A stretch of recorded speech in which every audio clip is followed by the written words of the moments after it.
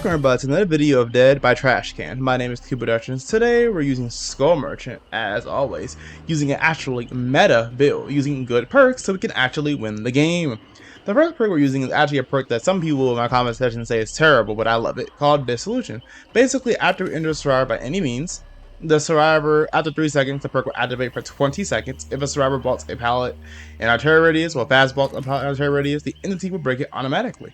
We have Surge, after we down survivor by our basic attack. All generators that are 13 meters away from the down survivor will automatically explode, lose 8%. Any survivors on the generator will scream, and the generator will start regressing.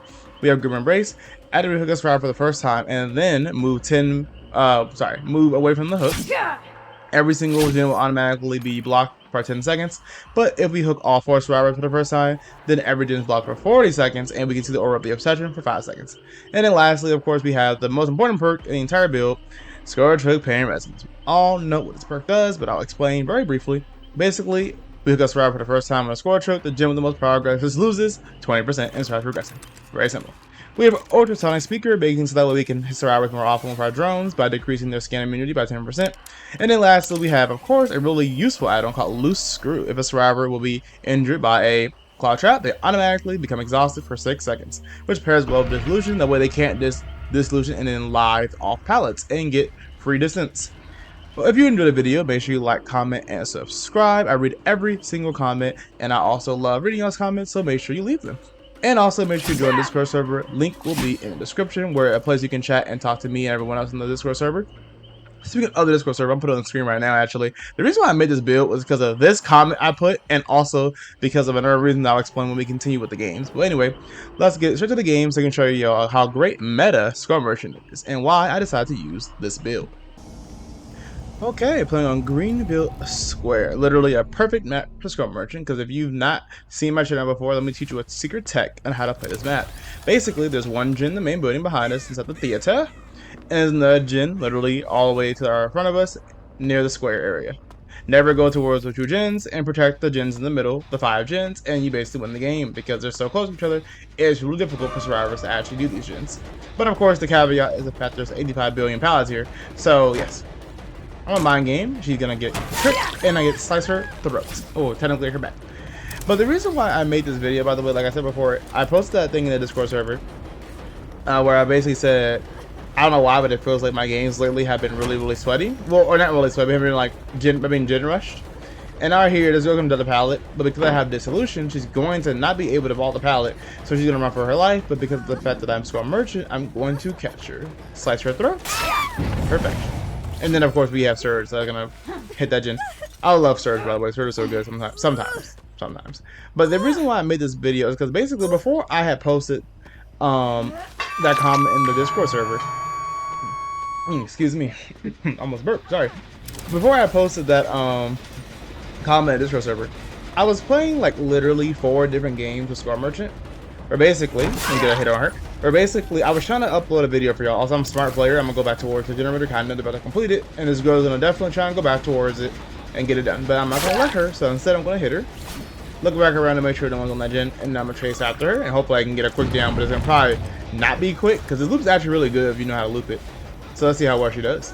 But like I was saying, basically, I was playing, oh, there's a gen, there's a theater gen probably. Oh, not lie, that's actually probably the gen she was doing. I bet the other survivor was like, I don't care if I'm injured or not, I'm gonna go after that gen anyway and get it completed. Like I said, survivors down are just trying to do the gens as fast as possible, and it's really annoying. So, I feel like I've been gen rushed so many times, I decided to play a build where actually I can beat gen rushing. So I decided to use a build where I actually, you know, have perks that actually beat, gen rushing. Because even though I'm not really getting gen rushed, it's more like, I feel like, also I don't know why I miss her here and come bad. She's a very smart player actually. This actually goes really good. But it feels like every time I play Skull Merchant now, I use a build that has like 1 or 2, normally 1, perks that are good for gen defense. And then the rest of the build is like a unique build. But because of the fact that I'm not using full gen defense, I get obliterated. Also right here, this girl literally body blocked her and for absolutely no reason. And I was like, okay, thank you. I'll just pick her up. Because why not? And I just feel like that's how my games have been. So because of that reason, I was like, you know what, I'm gonna pick a build where this time I'm gonna actually use, not really, well, I'm gonna use mainly a meta not full gen defense basically, but mainly strictly gen defense. And that's what this video is. So let's see how well it does. I love when you done a pallet because that makes that really cool arcade noise. But I felt bad a little bit, and you'll see why when you continue watching the video. Why I felt bad for using this build, because this is probably one of the stronger. Like, you don't really need this solution, but I love this solution because it makes the survivors can't drop pallet or can't vault pallets. She's gonna drop pallet. She can't vault it because she knows the solution's gonna activate. I expect a dead hard, but I probably haven't even put this girl before. I don't remember, to be honest. But normally I don't ever. I thought a trash can putting in the middle of the abyss. That's kind of weird. Normally I don't ever actually go this far in the map because of the fact I don't really like going this far because I don't really need to. But I chose to go this far just to chase this girl because I'm really confident that the survivor is not going to be able to actually do the gens. The problem with this map is really badly designed, just so you know, because of the fact that if you just ignore the gen, like if you ignore the gen all the way across the map and you ignore the gen in the theater, all the gens are going to spawn like in this middle area. And even if the survivors do decide to do the gens in the middle area, as long as you don't do like 2 of them, then basically you're good because of the fact that you can just keep them in this middle area. I'm untenable, so this girl's gonna be caught off guard. She didn't drop the pallet for some reason, so I expect a dead heart and no dead heart. So yes, that's why I say I don't like Surge very much. Surge is a really good perk because it makes it so that way basically you can regress gens without having to kick them and without having to be near them. But the reason why Surge kind of sucks is because sometimes if a survivor's already on a gen and it's already almost being completed and then you surge it, it doesn't really matter because it's only 8%, so the gen will get completed. But the main thing I hate about Surge is the fact that Surge, for some reason, counts towards the limit. Oh, this girl is not paying attention. Okay. Surge counts towards the limit of how many times you can kick a gen. And I don't know why, honestly, it does that. I guess because, I don't know. So, as you can see, you heard the noise of me doing that. This girl kills her on the hook because she's like, I can't win this game. I think once she saw her teammate get grabbed, she was like, I give up. Also, they realized there's almost no way they can win. And I already also have all 4 stacks of, Good Embrace, so they can't even do gens now for 40 seconds. Well, I guess 30 more seconds. So that's kind of bad for them. So now I actually have a reason to go across the map over here. And you'll never see me go over here ever when I put this map because there's not really a point in doing it.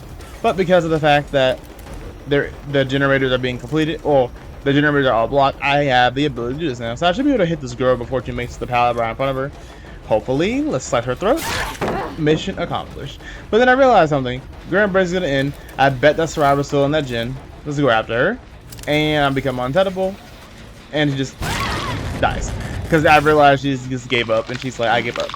So you can see a little trend here, not to spoil the video, but basically you can see a trend where this survivor is gonna be losing a lot and giving up. And I don't know why it was happening. It's like when I don't play gen defense builds, and when I don't play, you know, like meta builds, meta perks, I literally get curve stop.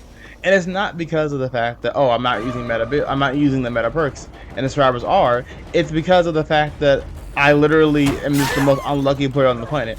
Like, I'm using a cool build, and then, like for example, obviously we have Surge, which is really good, and we have Grim Embrace. But like, the survivors could have just done the other gens across the entire map, but instead they just chose to literally not do them. So it's like the survivors here are playing pretty good at looping, but they're not really playing effectively when it comes to gens. But I guess I'm trying to break up with my 3 gen, I guess. I don't know. But it just feels like when I don't play with meta perks, I get obliterated, which I guess makes sense considering how I am playing Skull Merchant, the worst player in the game, and also, you know, it is, I don't know how to explain it. It's like, I feel like sometimes the meta perks aren't even the reason why I lose. I just feel like when some games I pick meta perks. As you can see, this girl literally is giving up. Some games I pick meta perks, and because I picked the meta perk, I just get like carefree, easy survivors who don't care about the game and don't care. Like right here, you see they're giving up, but like I can definitely tell these survivors aren't really, even though they're really good loopers, they're not really trying, especially now since they definitely gave up. But like it feels like they weren't really even trying to like play really annoyingly. But then it feels like when I am playing without these perks, I get the most annoying survivors on the planet, and it just like I guess you can see the duality of Dead by Daylight. That's why this game is so weird. Like you can't really consider this game to be a competitive game because every game is different. You just don't know what's gonna happen. I can play on the same map 10 times, and then play in the exact same way, and every single game will be played differently because of how my killer is and how this game is. But it's kind of a good thing as well. I like an asymmetric game, but also it's like, just no. So right here, I could just go off guard because she's not paying attention, and we kill her. It's like the only one of the girls was actually a really good looper, and the rest were kind of just like, eh. Not bad. It's kind of like, eh. But yes, that's the first game of the video. Basically, we're gonna hook this girl. Not that on hook, but the other girl's gonna probably go for the rescue. But I don't really care. I'm gonna just like break this pallet. Put that there. I don't see anybody, so I'm going to go back. And then someone's gonna probably get cloud trapped eventually because of how this game works. Where's she at? Where's she at? Where's she at? Where's she at? There we go. She gets cloud trapped, and I'm like, okay, I'm gonna go after you. But the girl's like, I'm a body block, and I'm like, okay, I guess so you're gonna body block, but I don't really care. I should be able to make this hit and slice her throat. Love it. And then the other girl's like, I'm gonna go for the rescue. I'm like, no, you're not. I get stunned by Jesus, and now I am gonna go try and chase her. I should be able to catch her, but you know this thing called off the record, so there's no way I can get her. I was thinking she might go for the actual pickup, but she didn't go for the pickup surprisingly, which is fine by me. And then I'm going to try and pick up this girl and hook her somewhere, and hopefully all of the other girls can go for the rescue. And I ain't gonna lie, she did on hook actually. But yes, that's how my games go. Now let me know in the comments if you think if you play Skull Merchant. I'm sure a lot of y'all who come watch my channel are literally Skull Merchant players and mains, or just enjoy my content. If you play Skull Merchant, let me know if your videos, if your games also are like this, because I just feel like I've been having the sweatiest games. It might be also because of the fact that I've made so many videos on this game now using Skull Merchant, that I've used so many of the actually useful-ish perks that now it's like, what kind of build can I run that's useful but not meta but also might work?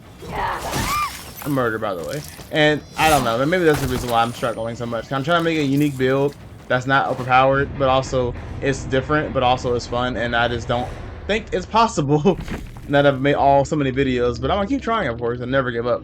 I just feel bad because these survivors definitely were just casual players, and I have this meta build. But anyway, that was the first game of the video. So go to the second game, so I can show you how strong meta Skull Merchant is against casual survivors. Okay, I'm playing on Torment Creek. We're playing on Cold Wind Farm.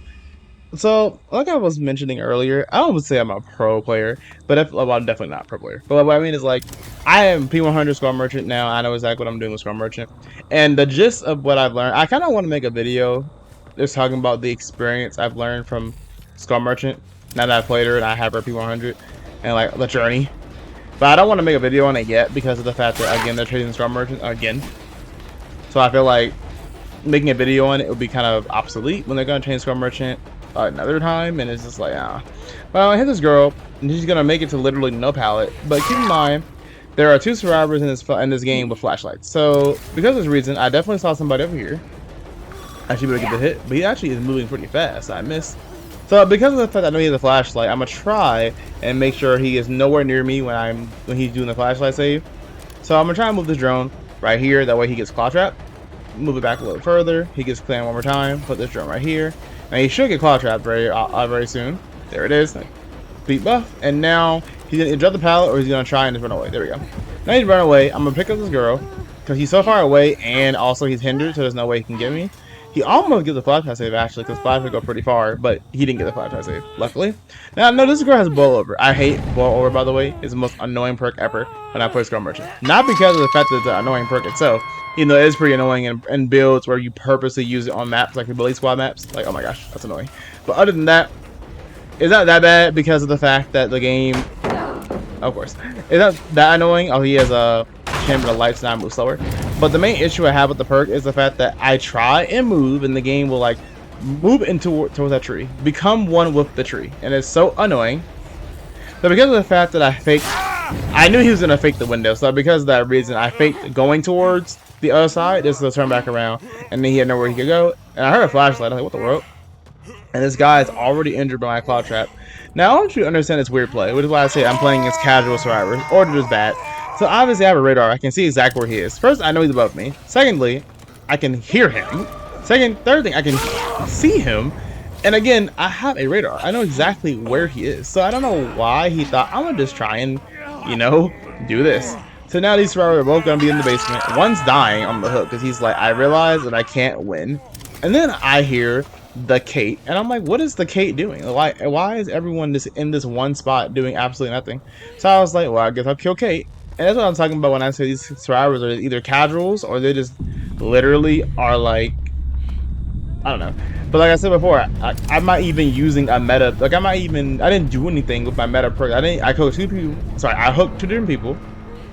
No, I lied. I forgot. I hooked three people. Kate, this guy, and the other one. I activated Grim Embrace 3 times. Okay, nice, right? But what did that? Well, that's not true. Actually, I activated Grim Embrace once because I technically hooked them in the basement, so I never even got the second one. But I activated Grim Embrace 3 times, right? And also, I heard the person go across the pallet, so I gotta go after them. So I haven't even done really anything when it comes to the gens. Like my gen defense isn't really doing anything, to be completely honest. But I still have people dying, and why is that? And meanwhile, like I said before, if I pick a build where I'm not using gen defense, and then I just get obliterated. And I just don't know what it is. I don't know if y'all heard about this, but basically, there's this thing where sometimes like it feels like when you're playing a card game, you'll play a card game and you'll get matched with somebody who completely counters your deck. In like online card games, it feels like. And this is like a true statement. It's kind of how I feel with what's happening in Dead by Daylight for the past like week. When I was trying to record content. When I record content while using meta builds, I don't get good survivors like this. And I'm not even winning because the builds are broken. It's because of the actual survivors. But then when I use a meta build, I'm sorry, what? It's the opposite. I meant to say, when I'm not using a meta build, I get like the best survivors on the planet who are really good at gen rushing or just are really good players. When I am using a meta build, like now, I get these survivors where I just obliterate them in 2 seconds and there's not really much to show. And I feel bad because it's like I'm using this meta this meta build where I have 3 different perks that basically say the words, I want to win. And these survivors are using boil over. Like, it's just like, okay. Now, I did use a map offering, I believe. I can't remember why. Oh, no, I didn't use the map offering. I used the offering that makes it that way survivors don't get the ability to pick their map. I don't remember exactly what it's called, but I know it's called Sacrificial War. But I believe in the last match, I didn't show it, but in the last match they did have a map offering. Or the last time, no, that's not true. That's not true. In one of the videos I tried to record, someone had a map offering. So I was like, I'm just using Sacrificial Wards now because I don't feel like dealing with these. That's the reason why I've been using them. But anyway, that was the second game of the video. As you can see, I have my Sacrificial Ward. I mean, that game was so short and so bad. But it's right. I didn't even get my chaser, what's it called, thing. That's how bad the game was. I didn't even get the chaser, even though I literally, because there was no chasers. I just downed 3 people, like, really fast. But yeah, that was the video. That was the game, sorry. Let's go to the third game so I can show y'all, again, more gameplay of me basically winning while using gen perks without actually having to use the gen perks. Okay, in this last game, we're playing on literally the game. I actually don't even hate this map that much for Skull Merchant, besides the fact that I don't play on it very often, so I kind of get confused on exactly where certain things are. Also the fact that it's pallet heaven, but it's also a pretty small map, and I can definitely sneak up a survivor pretty easily on this map because of the fact that it's an indoor map. So there's a high chance I can sneak up a survivors. But anyway, there is another game where basically I'm going to be playing against survivors who are not really going to be trying or are going to lose. So let's see what happens. So first thing first, like usual, put my drones in normal spots. Did I hear somebody on this gen? So I'm going to go after them. This girl right here, get a free slice. We got one untouchable. She didn't even notice me until the last second. So right here, I'm like, oh, it's this part of the map. Okay, there's no way I'm going to get a hit on this girl. She don't loop this once, and then I'm going to try my game, but it's not going to do anything. But for some strange reason, she just literally runs into me, and I was like, okay. And this is where I was like, okay, these survivors are either really easy, or I just got really lucky. I don't know. So the hook is nowhere near here. Normally there's a hook in the corner, like right in front of me. But for some strange reason, there's a hook not even near here, which is kind of weird. So I had to go all the way over here to make sure I get the actual hook. There we go. And now I'm going to try and put another drone up so I can become undetectable and try and find out what the survivors are. Now, normally, I don't like traversing at the bottom area of the map because I feel like the bottom area has way more pallets than the top area does. So maybe I'm wrong, but that's how I feel. So I like to stay in the top. So, of course, I saw a survivor over here, so I'm trying to go after him. Drone up. Hopefully, I can get a scan speed buff. Now I'm gonna try and I'm just gonna walk the pallet. I don't care about your stun on this map or not, because honestly, it's either I walk the pallet and get the stun, or I wait for like 10 seconds just for him to drop it, or he decides to try and, for some strange reason, be really cocky and not drop it. As a result, I just murder him. So right here, I know this girl is purposely letting me see her on the radar. So I'm like, what are you doing? So I was just like, okay, I guess you're gonna die. So I hooked her. Now, it was either on purpose or it was by accident. I don't know, but it kind of looked weird. Like she was literally moving around, like she was moving around in a circle, and then purposely got hit by a drone. And then I realized she's dead on hook. I didn't even realize she was dead on hook. So I was like, she really killed herself already? Like, is this the new meta? This beat Scar Merchant, you just leave the game? But then I realized, like as you've already watched this video, it's nothing to do with, oh, they're just leaving because Scar Merchant. It's literally like there's two people who already have done gens. They know what they're doing. But for some strange reason, I guess she got outplayed one time, or she made one mistake and she was like, I'm out. I'll put a drone right here just to see if a survivor would accidentally touch the drone instead of actually going down there. It's probably not going to happen, honestly, but I was wanting to see what would happen. But hopefully I can get it to happen. I'm unintelligible for a little bit, so this girl doesn't know where I'm coming from. Then she's like, you know what, murder me. And I'm like, yes, ma'am. So I slashed her throat, and I'm going to pick her up. But the problem is, again, it's like, what are y'all doing? Yeah. And I hate to repeat myself, but it's like, again, I use a non-meta build. I get the sweatiest routes in the planet. I use a meta build, but don't actually get to use the perks. I get the worst routes in the planet. Wait, what is this? This guy's gonna fail the drum minigame, which is in my opinion, it's so easy to do. It's so easy to not fail. Then, because of the fact that he decided to not drop the pallet, he got cocky. He ends up dying because he's moving 8% slower. So yeah, and also I'm moving faster if I got the haste buff. I don't think I got the haste buff though, but yeah. Then we're gonna hook him, and then of course Yoon Lee's not gonna actually go for the save because she realizes that everyone's trying to kill themselves. So it's just like, okay, I guess I win the game. And it's kind of funny. I'm not gonna lie, it's kind of a funny break from the constant, not really losing, but the constant gen rush that happened in the last video I tried to record, because of the fact that literally, like I said before, I got just gen rush in all my attempts of making videos because I'm trying to use non-meta builds, and then I'm using Scar Merchant. It's already a challenge. I don't know what's worse, to be completely honest. Using non-meta perk, never mind, that sounds stupid. I was gonna say I don't know what's worse, using non-meta perks to try and win, or using no perks. Like, I don't know. They're both equally bad. Breaking, I thought I heard somebody in the gym, but in reality, actually, it's the gen regressing, because, you know, we have Search, really good perk, by the way. So I'm trying to find this hatch. Now someone's dead. And then I hear some noise, but I didn't pay attention until the last second. So I'm gonna go back, and then I'm thinking to myself, like, isn't there a, I thought to myself, there must be, the hatch must spawn, I don't know, somewhere, because of the fact that they did use an offering to make the hatch spawn near the basement, but of course there's no basement here. So I was like, maybe it was spawn in the washroom or something, but it actually spawned right there, so that's kind of interesting. But anyway, then we're gonna do our normal thing. We're gonna put drones next to the exit gates. So the survivors literally have to do the exit gates if they want to actually get out the game or not, or they just die. So right here, I'm gonna just like fast forward a little bit. Basically, the survivor never actually got to the exit gate, and instead she just got chased by me at the last second and ends up dying. Really interesting games I had today, honestly. It's really, really weird. But anyway, if you enjoyed the video, make sure you like, comment, and subscribe. Like I said before, I read every single comment. And also, I love reading y'all's comments so much. Make sure you also join the Discord server. Link will be in the description. And I will see you in the next video. Have a nice day.